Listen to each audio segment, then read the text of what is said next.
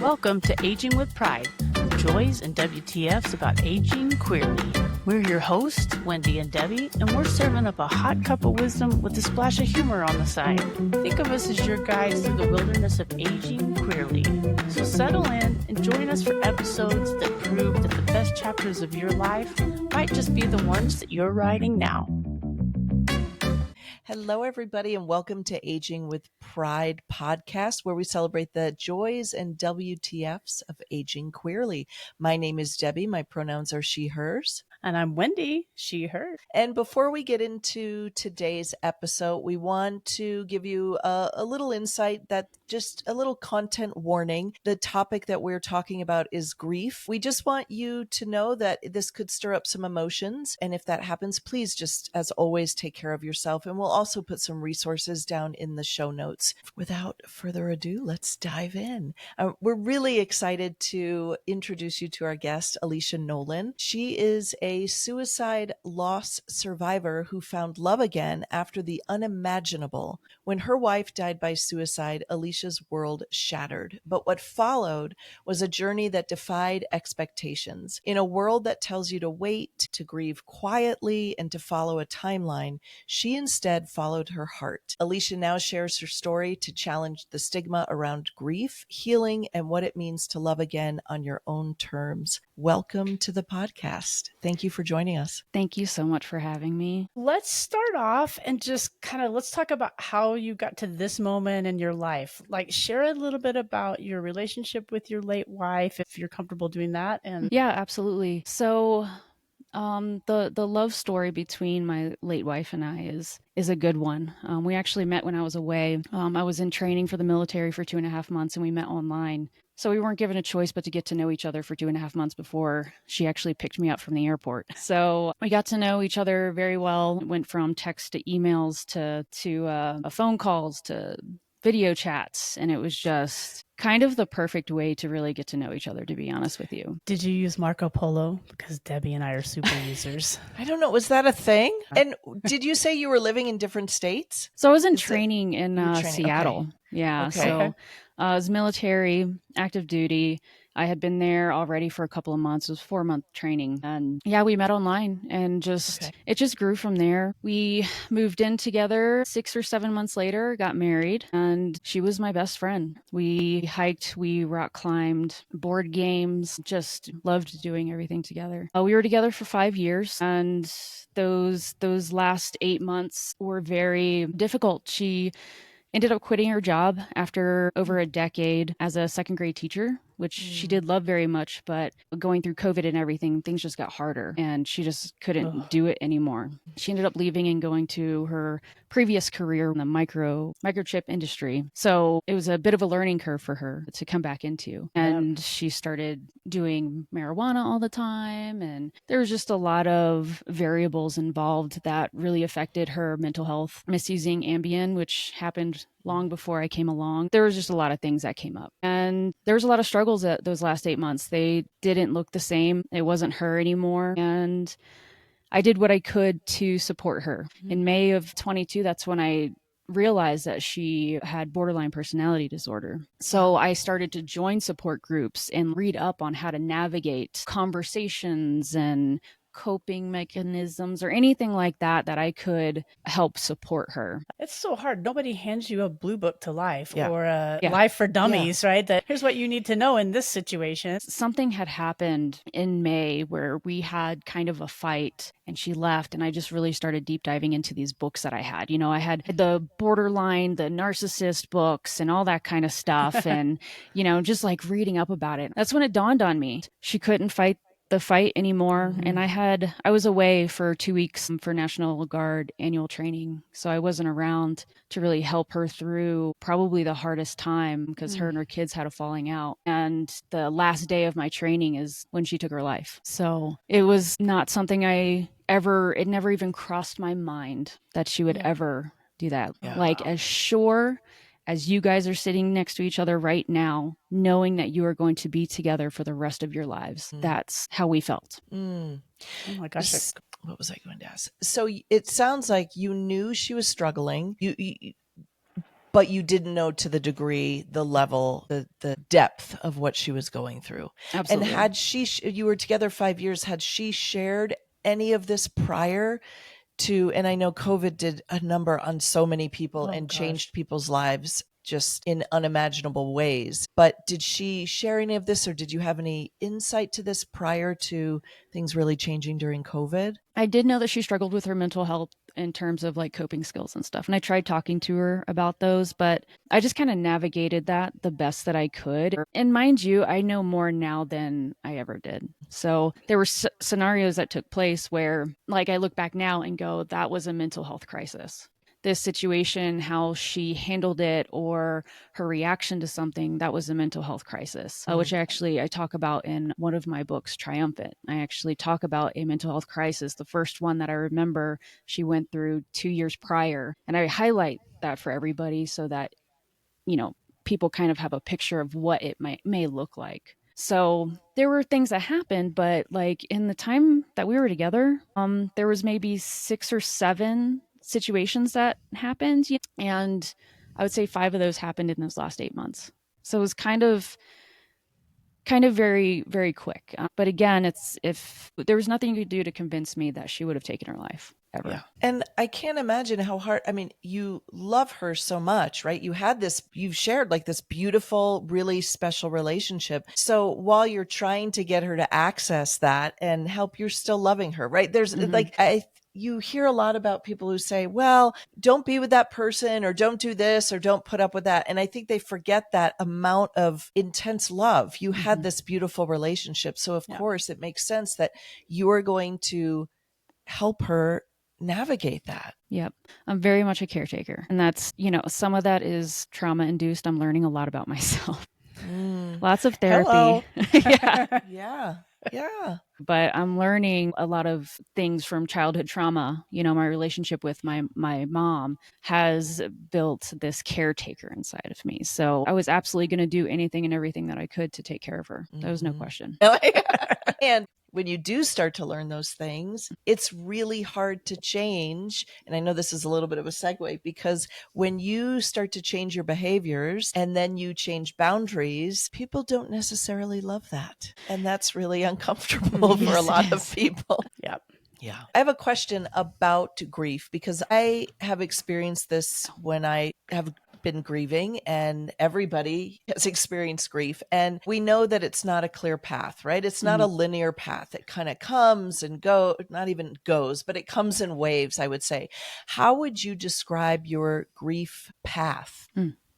That's a good one. It's day to day. It's hour by hour. It really does hit you at random times. I think about her often. I mean, she was my absolute best friend. And I also call the time with her and prior, like that was my old normal.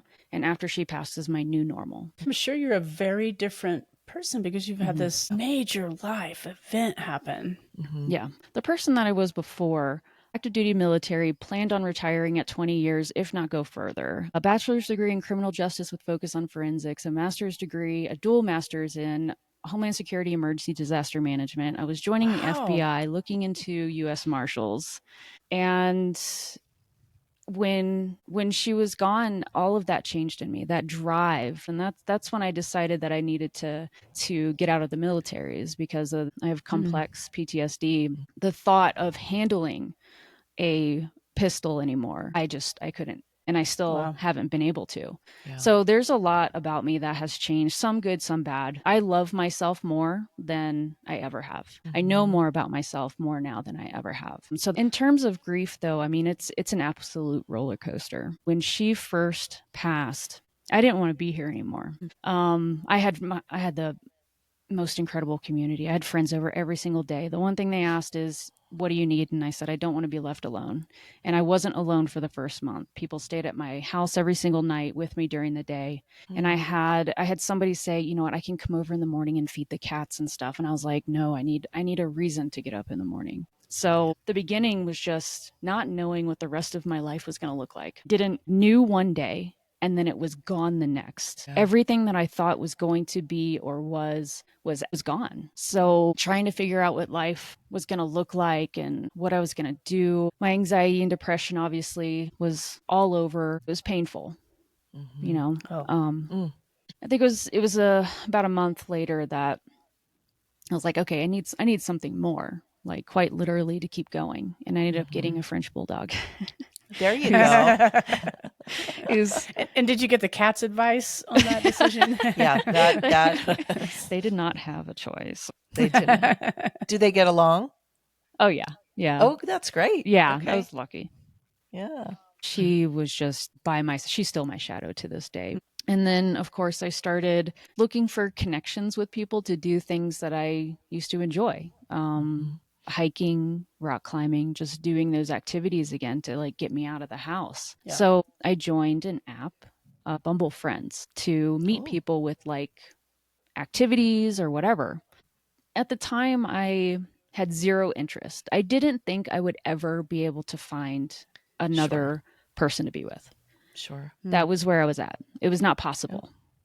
Because we were so connected and just so much in love that there was no way I was ever going to find it again. Not to mention being a widow that's enough to drive people away. I can't imagine. It's incredibly complicated to say the least. Let me ask you this. So in your grief process, did you find any kind of like unique challenges being in the LGBTQIA++ community? Was there anything kind of around that? Listen, it's hard anyway, but I think that sometimes bring an extra layer of difficulty to any scenario. Yeah, I had a couple things that happened. One of them was I did join a support group. It was a grief support group. One, I was the youngest person in the room. 2, I was the only gay. And 3, I was the only one who lost their significant other to suicide. Wow, that's a lot. So everybody else, they were elderly. They lost their significant others of 25 years to cancer or heart disease. All of that was difficult to navigate. But I managed, I took what I could from it. Luckily, I had a great facilitator. So that's great. Who just made it very a welcoming space and comfortable for everybody. Otherwise, I think it would have been more difficult. So you joined that group. Did you not have any queer grieving groups that were accessible, or? I honestly don't even think I thought to look for it. Got it. Okay. Yeah, I joined. It was an app. It was a virtual thing. And you click the settings and it puts you in a room with like scenario individuals, I guess. Okay. Yeah. Yeah, it was just what you found, what you needed, and it worked for where you were at in that moment. Okay. I did want to ask you a question about how long did you participate in the group? And it might very well be ongoing, but did you find like you participated for a while and then you felt like, okay, I feel like I can breathe a bit and I'll venture out? Or how long was that a useful support? It wasn't that long. It was probably 8 to 10 weeks. Okay. When it just finally felt like I need to maybe try other things. It worked for the time being. It was great in that initial phase of my grieving process. It really helped me tap into some of those feelings and say things out loud. That's a big piece of my mission now, is just being able to share and say things out loud. And I learned how to share my story, and I learned how inspiring that can be for others. Absolutely. So many people would get stuck and not be able to know that I need more, I need help, I need resources. So one of the things about grieving is everybody's so different. It doesn't even matter if you have the same loss. Like everybody grieves different. Everybody is their own person. And you don't know what that is going to look like for yourself until it happens. So even if you can imagine how you would grieve a scenario, it's not going to happen that way. I'm more spiritual than I've ever been. After she passed away, I started just kind of going with my gut, if you will. I would be pulled or drawn to something, and I had to do it. I had to follow it through. For example, the day after her memorial was her birthday, and I had this it's unexplainable pull to go to the spot where she took her life and spread her ashes. I felt like that would be healing and start that release of putting her at peace. I felt like if she wanted to be there, then, spreading her ashes may help with that. So those are things had beforehand that I never would have done or thought about, or maybe other people think it's weird, but it was something that I had to do for not just myself, but Nicole. Yeah. So, and it's not like we walk around, spend our time thinking about those things, right? I'm curious to know, because it sounds like you were open to trying a lot of things that maybe you would not have considered before. What things didn't work for you when you were going through this process? That's a good one. I think, actually, this is a good one. And I'm not by any means telling people not to try it, but EMDR. EMDR for PTSD was and still is one of the hardest things that I have tried to help with the PTSD and stuff throughout my healing journey. But lately I've been kind of stuck in this talk therapy stuff, and I'm actually going to be trying alternative MDMA therapy and stuff like that. That's out there. So I'm still going through my healing process. There's still a lot about myself that I want to learn, that I need to learn. And I'm doing my best. I think that's great. And I think it is important for people to know, while there are a lot of things that work, there are also things that don't work. And you don't know until you try that. And then you can comfortably say, hey, this works for other people, and thank goodness it's accessible. It didn't work for me. And everybody's so different. The healing process, the grieving process is going to be different. And one of the most important things is you can't allow society to tell you what that looks like. Yeah. So 100%. Going back to my new love story and finding friends to hike with and rock climb with. This is so important for me to express to people, because believe me, I was having an inner conflict about this whole situation. And it tore me apart, because I didn't know what was happening. I was confused. Everybody was telling me it was wrong. And I was just navigating it, and also not allowing society to tell me what makes me happy. It's like this person came into my life unexpectedly. We just so happened to connect. Maybe it wasn't the best timing. Maybe it wasn't. But I can't imagine now had I just looked the other way or ignored those feelings that I was having. Yeah. Or maybe it was the perfect timing, right? Like nobody knows, right? It could have been. But what's interesting, and I'm glad that we're going down this road, because this is the joyful part, right? Like the grief has its own part. And I know we have questions about that, but I do want to ask you a question, because you've said it a couple of times, and I think it's so true. Everybody's process is so unique. The way people grieve is unique. The timeline is very personal. Yet society has a pretty tight view on what that looks like, how long you should grieve, whether it's a parent or a partner or a child. And then if you're grieving past that point, if you seem to have moved on in people's eyes before in their head it's appropriate, and I can only imagine that you had to manage this. And so how do you communicate with people, especially people who love you deeply and care for you? How do you communicate with them? That is a great one. That was not easy. Obviously we kept things under wraps for a little while. We didn't tell anybody, because it was terrifying. And I also didn't want to take away from the love that Nicole and I had. And I didn't want to be judged for it. Yeah. But everybody that I was am close to, they were happy for me, and everybody else can go F themselves. Yeah, exactly. You don't get to say, oh, you have to grieve for a year and then you can move on. Right. There's no timeline. Right. Yeah, it's just some people accepted it, and those who didn't, it was okay, well, have a good life. Yeah. And grief doesn't stop.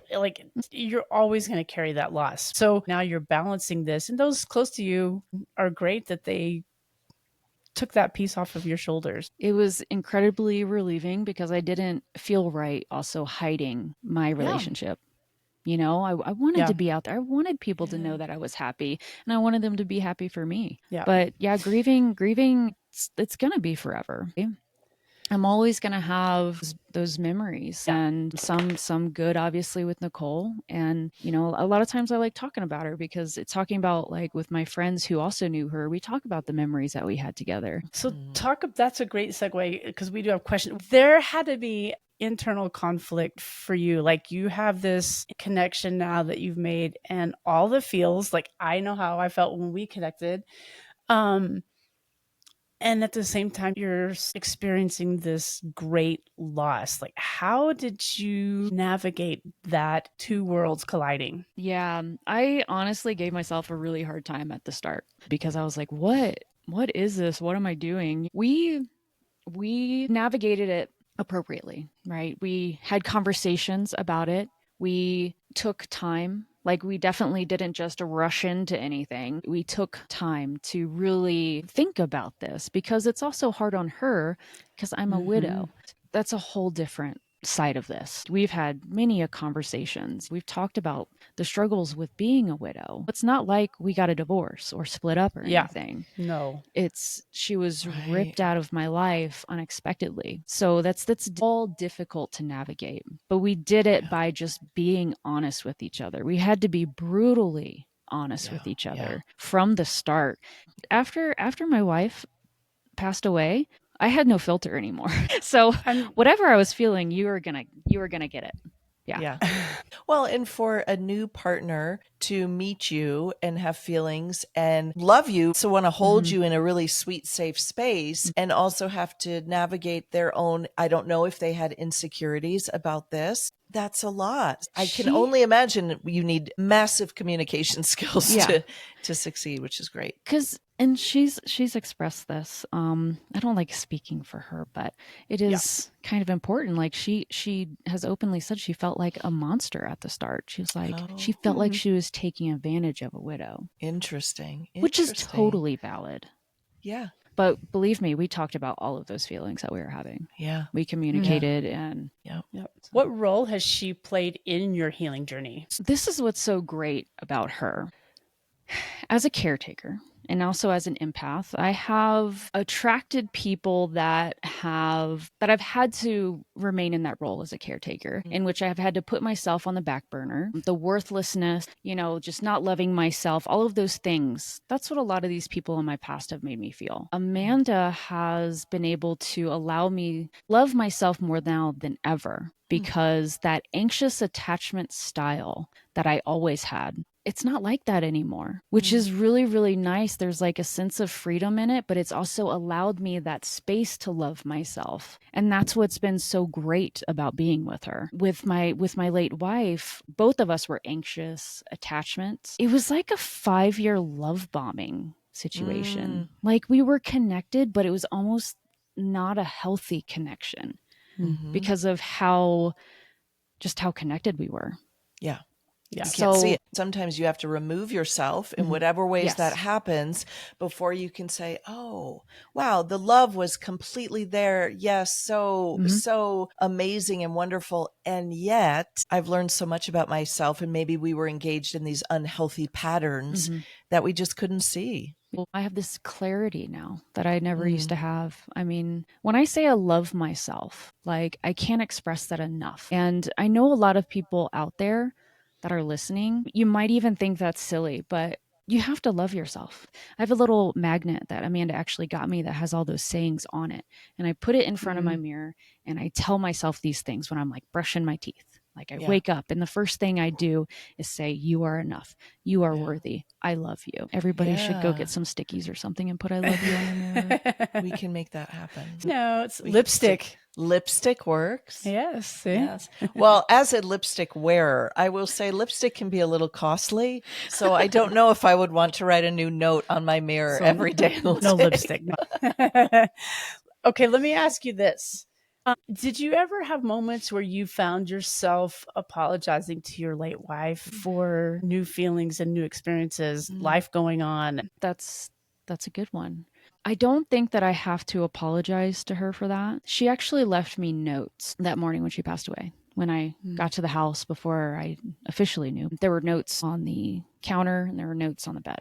And one of them said, I did this for us. It wasn't permission. It wasn't, I didn't look at it like that. But part of her felt like she needed to leave for me to move forward. Wow. Part of the notes also had to do with how her demons, she just couldn't fight them anymore, which I want to throw another emotion out there for you. I've never been angry at her, which a lot of people obviously feel angry with that person. I've never felt angry. Just wondered if, there's probably some internal conflict there as you move forward, what that looks like. So We've established that grief is different for every single person. Also, the grief phases show up in different orders. I'm a very practical individual. I think it took a couple of days to reach the acceptance of it.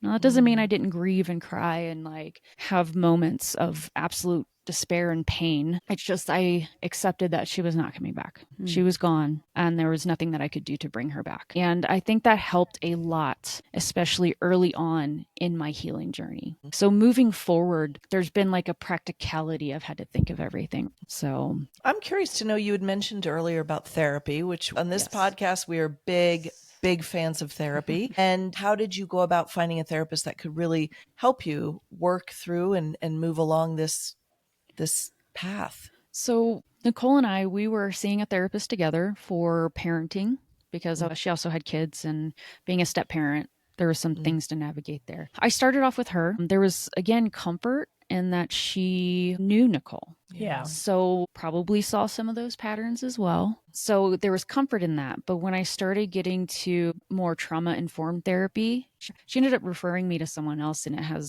I've been with her ever since, especially because of the trauma focus. We're scaling back to, when I was a kid till till now. So we're working through all the things where all good things come from. Yeah, all good things. Gosh. Sorry, Mom. That's the truth, though. Yeah. Well, that's good, because it is hard to find a therapist. I mean, people have so many blockades, right? From insurance, cost, accessibility, all the things. It sometimes can take time to find a therapist that's really going to work. And I love that you started with someone who knew both of you. And then it sounds like it was a really natural transition or progression. And your therapist knew that it was time to help you find somebody who could start to shovel and dig deeper. Yes. And never stop looking. The right one is out there. There's so many different options out there. I am curious to know, when talking to people who don't identify as part of our community, how did they respond? And was it, I'm just curious to know if there were any differences. No, I mean, I've noticed a difference for me sometimes when I'm at a vendor event that's not Pride, which is rare.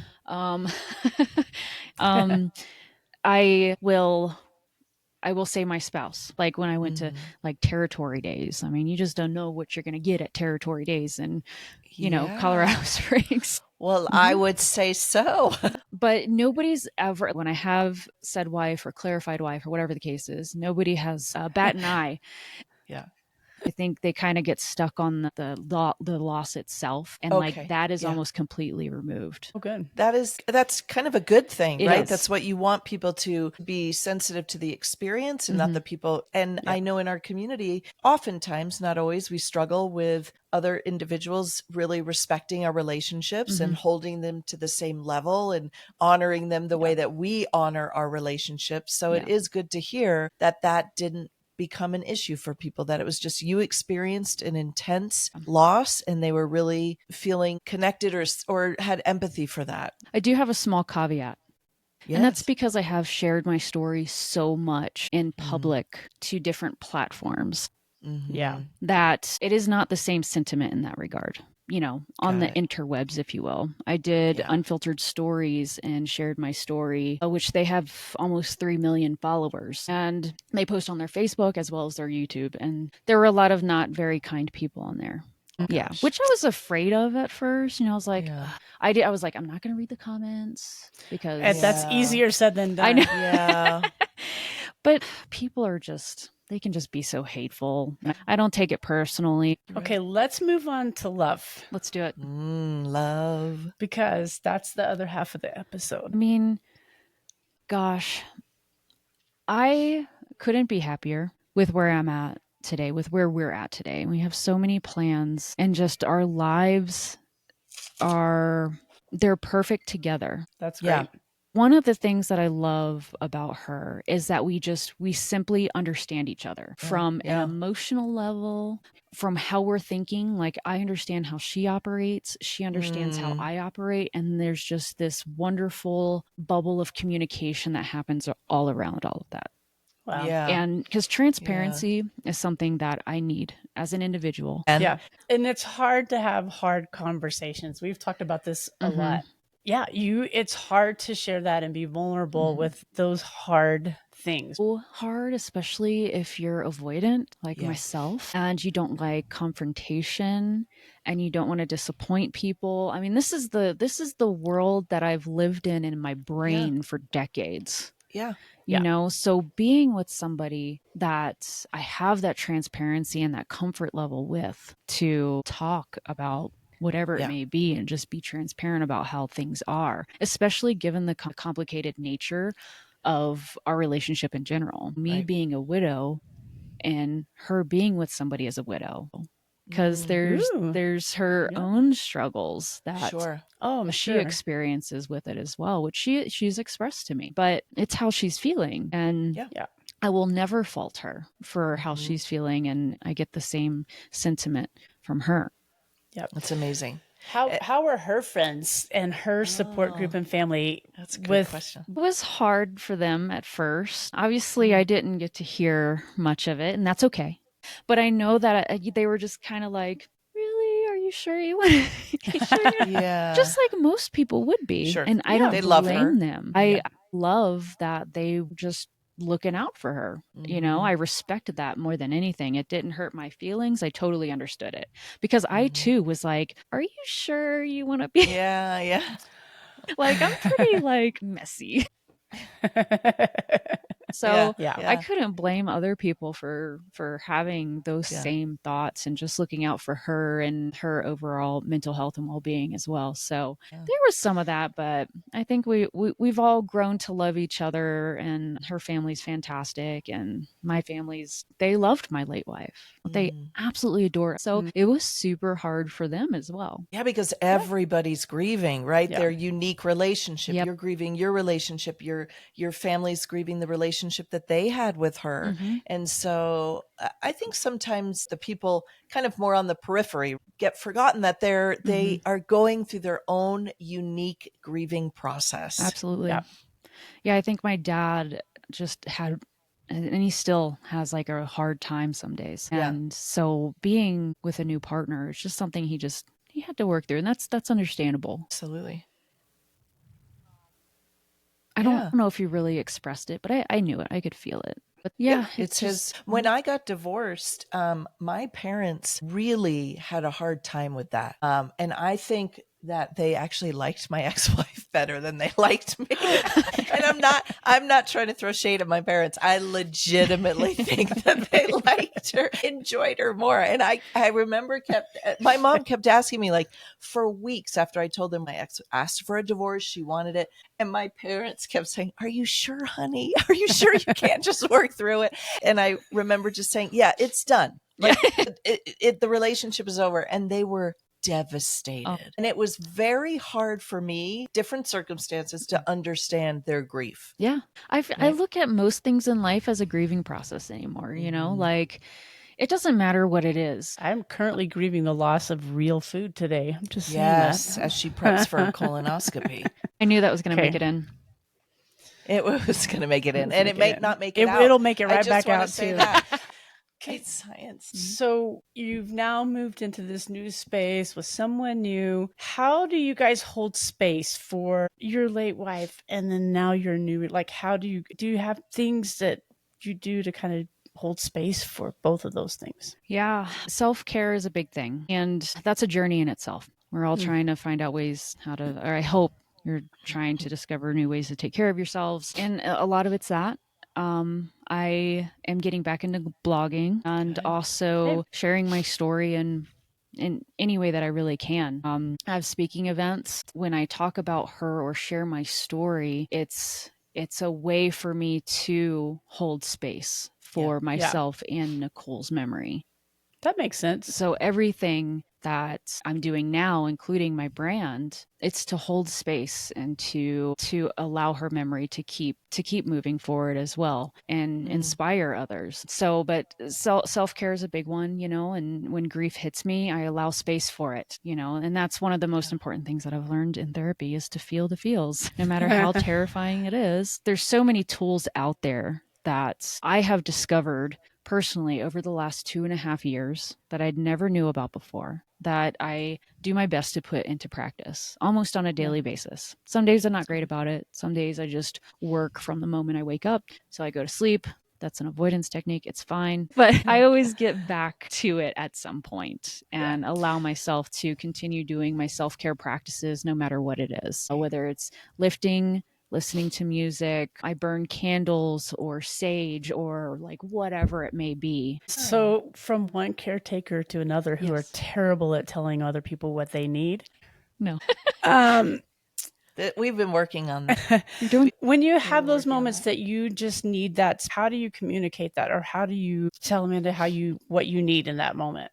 So sometimes I reach out to my friends and I just tell them how I'm feeling. Sometimes I need a little bit of grounding, but I don't always tell Amanda when I'm hitting those moments. I go do what I need to do to take care of myself. There are days where I'm like, hey, this is how I'm feeling. This is what's going on. But other times I just kind of walk away. I do my grounding techniques. There have been days where I go upstairs and I lay on the bedroom floor. And that's just to kind of calm my nervous system because I'm feeling things. It's a scary world to feel your feels. Again, you should feel the feels because I always feel better afterwards. There have been times where I also do like specific meditation, guided meditation, and I'll cry it out. And I can't tell you how less heavy, how that weight, comes off of me in those moments. But it's a lot of self-discovery. Well, and for many people, sometimes it takes an extreme situation, right? A jolt, a universal jolt to start to have new experiences. Yeah. And like you said, learn about yourself. Yeah. The same. I always felt like I was showing up great for everybody in my life. And I was for everybody else, not for me, which was the problem. And then that in turn meant that I wasn't showing up great for everybody else. But it took a life-changing event to make that happen. Yeah. Absolutely. And the more you love yourself, the more you can love other people. But I use this often where you have to put your oxygen mask on first and then apply everybody else's. It's 100% true. You have to take care of yourself in order to be present for other people and be there for others. It doesn't end. Lifelong practice. It is lifelong. That kind of leads me to this next question.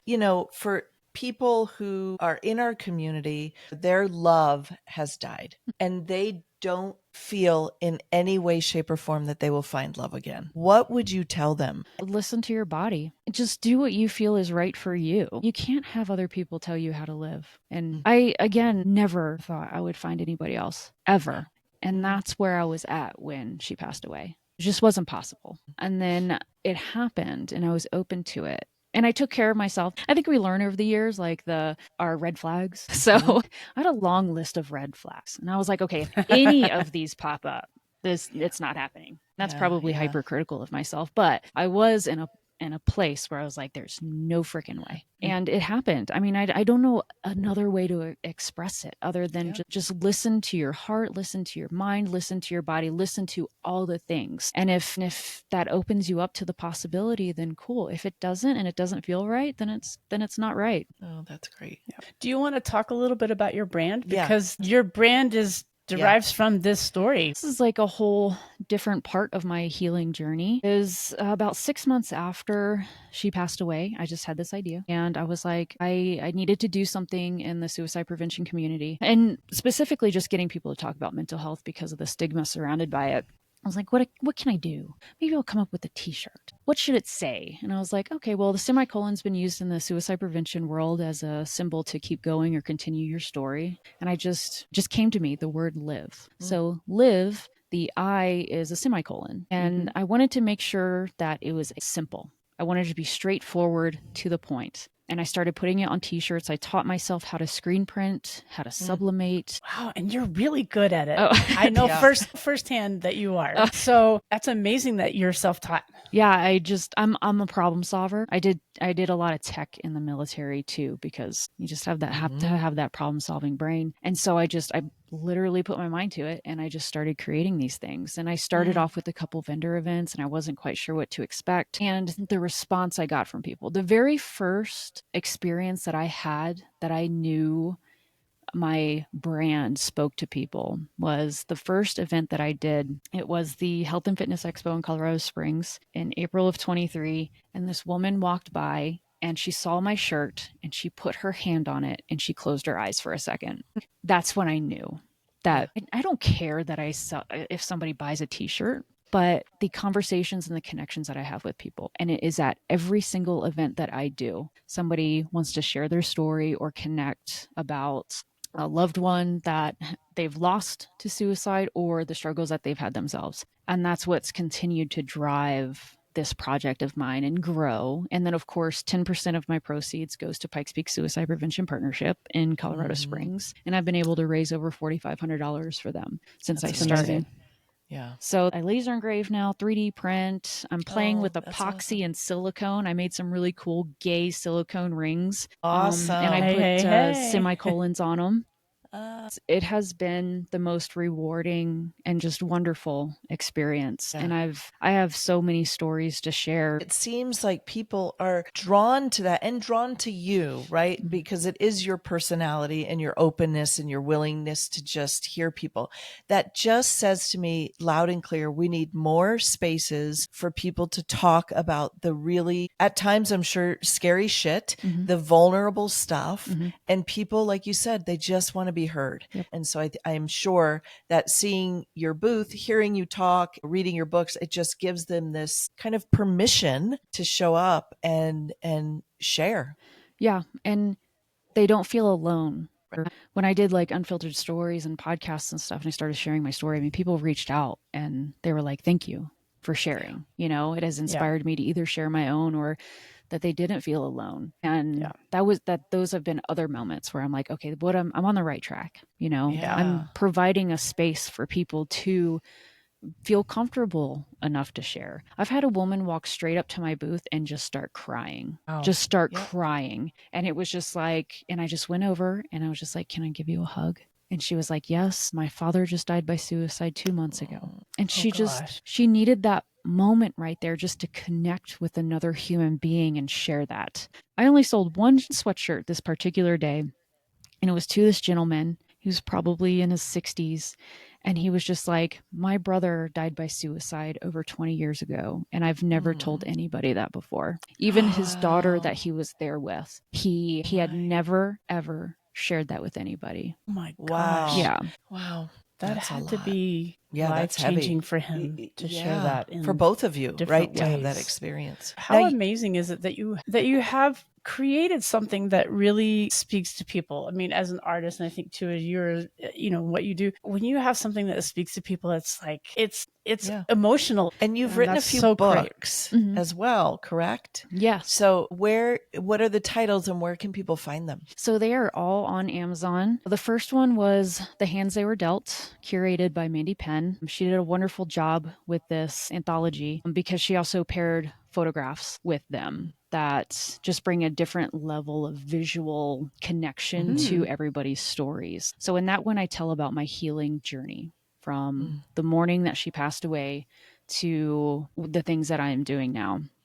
The second book is Triumphant. It's curated by Garrett Goggins. And I decided to share, this is the one where I shared a mental health crisis that she experienced a couple years prior, which again, I felt necessary to share just to kind of give a glimpse what that may look like for somebody. Yeah. And then the third one is called Stories of Veterans. That's the newest one that came out in December. And it's civilian, or it's about transitioning from military to civilian life, which is another big part of my story, that it's a different perspective on it because it shares my military background, navigating that as a queer individual, as well as my experiences with suicide during my military career, and then eventually having to retire due to PTSD, anxiety, and depression. So it kind of just goes through that entire process. And I don't know when yet, but I will be releasing my own book. It's going to be called From Lost to Light, and it's going to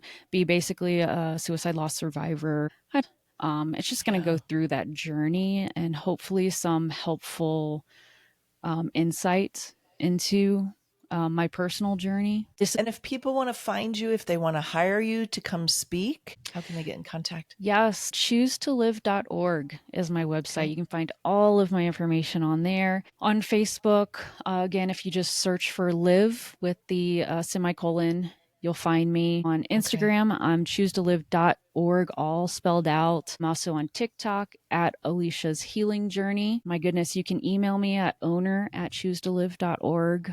Well, I just want to say, I'm sure I speak for you as well. I know that sharing a story is a vulnerable experience, and sharing a really personal story, it levels that up to, it's just a lot. And so I'm really grateful for your willingness to be a guest on the podcast and share such a vulnerable experience, your story. And I know without question that it will be of value to so many people. So thank you. No, thank you so much for having me and allowing me a space to talk about all of it. Thank you so much. Oh, yeah. Thank you. Thank you for joining us on today's episode of Aging with Pride. Whether you are in your 40s or your 80s and beyond, we are here for every glorious chapter.